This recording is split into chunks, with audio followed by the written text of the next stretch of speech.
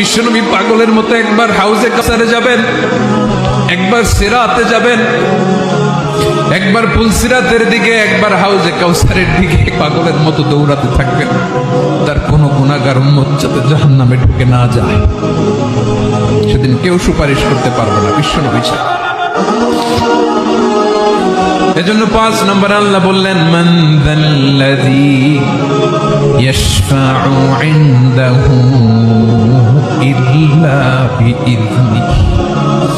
কার সাহস আছে, কার এত বড় বুকের পাটা কিয়ামতের কঠিন দিন আল্লাহর সামনে দাঁড়িয়ে সুপারিশ করবে? কারো ক্ষমতা, কারো ক্ষমতা নাই।